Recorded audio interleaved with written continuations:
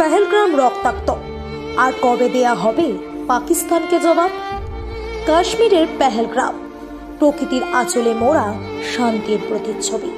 প্রতিবার এখানে এসে মানুষ বলে এ যেন স্বর্গ, কিন্তু 22শে আগস্ট এই স্বর্গ রক্তে রঞ্জিত হলো। পাকিস্তান সমর্থিত জঙ্গিরা হামলা চালালো নিরস্ত্র হিন্দু পর্যটকদের উপর। লক্ষ্য ছিল একটাই, সন্ত্রাসের বার্তা, ধর্মীয় বিভাজনের দেশ। আমরা প্রশ্ন করি কেন আর কতদিন শুধু ভারতীয়, শুধু হিন্দু হবার অপরাধে প্রাণ যাবে?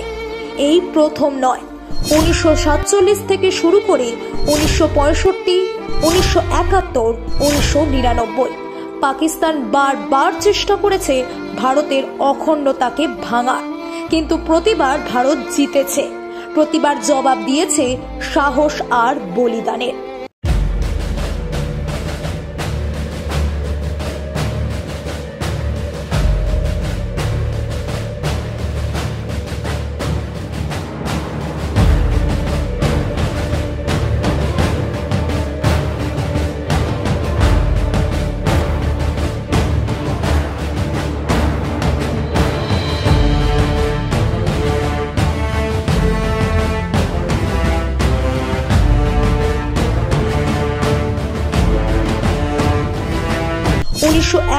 সালে আমরা শুধু যুদ্ধ জিতিনি, একটি নতুন দেশ সৃষ্টি করেছি, বাংলাদেশ।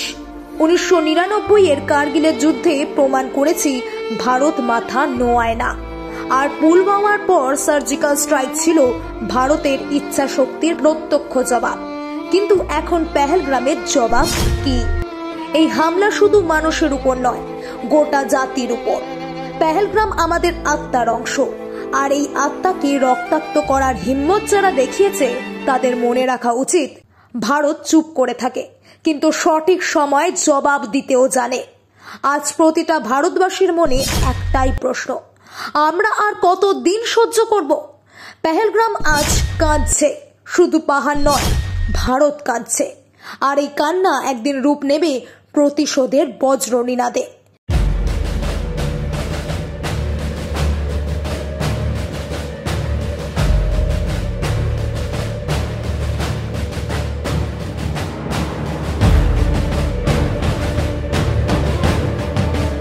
রিকালেক্ট নিউজ আমাদের মনে করিয়ে দিচ্ছে, এখন আর চুপ করে থাকার সময় নয়, জবাব চাই একসাথে, এক কণ্ঠে। রিকালেক্ট নিউজ, জাতির পাশে, সত্যের পক্ষে।